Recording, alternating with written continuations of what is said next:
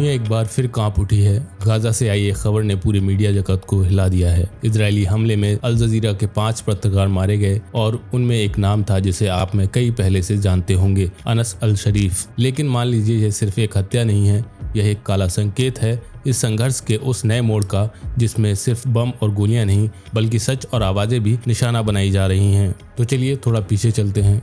अक्टूबर 2023 वही महीना जब यह जंग शुरू हुई और आज 674 दिन बीत चुके हैं, यानी 2 साल से भी ज्यादा। शुरुआत में लोग सोचते थे ये सिर्फ इजराइल और हमास की लड़ाई है, लेकिन समय के साथ ये संघर्ष एक अंतर्राष्ट्रीय भू राजनीतिक बन गया है। नेतन्याहू ने साफ कह दिया अगर गाजा सिटी पर कब्जा नहीं करेंगे तो हमास को हराना नामुमकिन है। लेकिन दुनिया कह रही है रुको, ये कब्जा है, ये अंतर्राष्ट्रीय कानून तोड़ना है। इतना ही नहीं, इजराइल के सबसे भरोसेमंद साथी भी उससे दूरी बनाने लगे हैं। जर्मनी, जिसने दशकों तक इजराइल का साथ दिया, अब हथियार भेजना रोक चुका है। और ऑस्ट्रेलिया, उसने साफ कह दिया हम फिलिस्तीनी राज्य को मान्यता देंगे। यानी खेल का मैदान बड़ा हो चुका है और खिलाड़ी अब सिर्फ 2 नहीं रहे। कुछ दिन पहले अल शिफा अस्पताल के पास इजरायली हवाई हमला, 5 पत्रकार खत्म। अनस अल शरीफ, वही पत्रकार जो 10 महीने से गाजा की हर दर्दनाक हकीकत हमें दिखा रहे थे, उनकी आखिरी पोस्ट थी इजराइल कामयाब हो गया। सोचिए, मौत से पहले एक पत्रकार के ये शब्द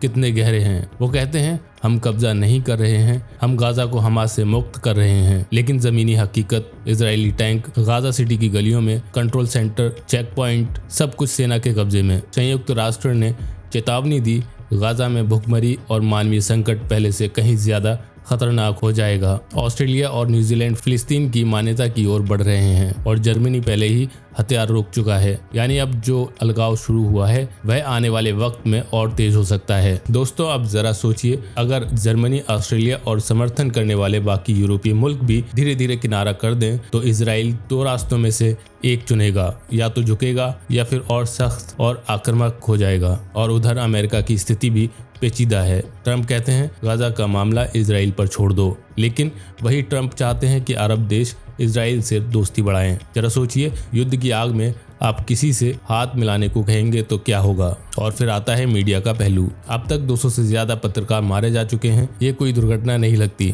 बल्कि रणनीति लगती है। पहले हकीकत दिखाने वालों की आवाज दबाओ, फिर अपनी कहानी लिखो। दोस्तों, अब वो हिस्सा जो सबसे दर्दनाक है। अनस अल शरीफ का आखिरी संदेश, उनके शब्द थे अगर ये संदेश आप तक पहुंच रहा है तो समझ लीजिए इजराइल मेरी आवाज चुप कराने में कामयाब हो गया। लेकिन मैं अपनी आखिरी सांस तक सिर्फ सच बोलना चाहता था। मैं उस गाजा को, वहाँ के बच्चों को दुनिया के हवाले करता हूँ। कृपया हमें मत भूलना। अगर मैं चला भी जाऊँ तो मेरी आवाज़ से लड़ाई को जिंदा रखना। दोस्तों, ये सिर्फ एक वसीयत नहीं, ये पूरी इंसानियत से की गई गुहार है। अगर यही हालात रहे तो जरा सोचिए आने वाले महीनों में क्या होगा। और यूरोपीय देश हथियार भेजना बंद करेंगे, फिलिस्तीन को मान्यता देने वालों की सूची बढ़ती जाएगी और इजराइल पहले से कहीं ज्यादा आक्रामक और अलग थलग पड़ जाएगा। शायद यह पूरा मध्य पूर्व अब एक नए शीत युद्ध की ओर बढ़ रहा है। आज सिर्फ पत्रकार नहीं मरे, अब गाजा की गलियों में फिर से मासूमियत को कुचल दिया गया। एक दिल दहला देने वाला वीडियो वायरल हुआ है जिसमें दिखता है कि कैसे इजरायली हवाई हमला देर अल बलाह के केंद्रीय गाजा में एक मेडिकल क्लिनिक के बाहर कतार में खड़े बच्चों और उनके परिवारों पर गिरा।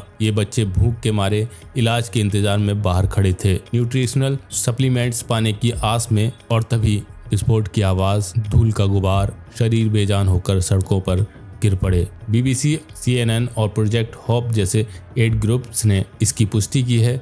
कम से कम 10 बच्चे, 15 से ज्यादा नागरिक एक हमले में मारे गए। वीडियो में आप देख सकते हैं अस्पताल के बाहर चीखती माएं, बच्चों के शव और लोग अंधेरे में बस अपनी बारी का इंतजार कर रहे थे। गुलामी, भूख, खौफ, इन बच्चों की हत्या को दुनिया ने blatant violation of international law कहा है। यूनिसेफ की प्रमुख ने कहा जीवन बचाने में मारे गए परिवारों की हत्या कल्पना से परे है। इजरायली सेना ने जवाब दिया हमारा निशाना एक आतंकी था और नागरिकों की मौत गलती है। और सवाल यह है क्या सीज़फायर की बातों के बीच बच्चों की सुरक्षा सिर्फ शब्दों में रह गई है। आप देख सकते हैं इस वायरल वीडियो में किस तरह बच्चों के छोटे शव अस्पताल के बाहर सफेद कपड़ों में लपेटे जा रहे हैं। माता पिता उन पर बारिश की तरह आंसू बहा रहे हैं। वो बच्चे जो न्यूट्रिशन सप्लीमेंट्स के इंतजार में थे, आज तक जिन्हें विस्फोट आवाज से डरना चाहिए था, लेकिन आज उनकी तरफ सबकी नजरें नम हैं। प्रोजेक्ट होप के CEO ने कहा यह जगह राहत का केंद्र थी, मदर्स की शरण, बच्चों का इलाज,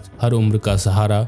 आज यहाँ राहत नहीं, मातम है, हमारा दिल टूट गया। इन हमलों के बाद एड ग्रुप्स ने अपने क्लिनिक ऑपरेशंस बंद कर दिए हैं। यह दिखाता है कि अब गाजा में कोई जगह सुरक्षित नहीं बची। कई बच्चों को सीधे सिर या छाती में गोली मार दी गई। 2023 से ऐसे 160 से ज्यादा केस दर्ज हुए। 2025 में कुपोषण व युद्ध से 100 से ज्यादा बच्चे भूख से मर गए। स्टारवेशन को हथियार बनाया गया, जो युद्ध अपराध है। दोस्तों, क्या हम ऐसे जंग को नया नॉर्मल बना सकते हैं? क्या अब समय नहीं आ गया कि पूरी दुनिया बच्चों की सुरक्षा के लिए एकजुट हो? कमेंट्स में लिखें, क्या इन बच्चों के लिए कभी न्याय मिल पाएगा? क्या आप मानते हैं कि पत्रकारों व बच्चों की जान बचाने के लिए दुनिया को आगे आना चाहिए? दोस्तों, आज की कहानी हमें एक सच्चाई सिखाती है। युद्ध सिर्फ सरहदों पर नहीं लड़ा जाता।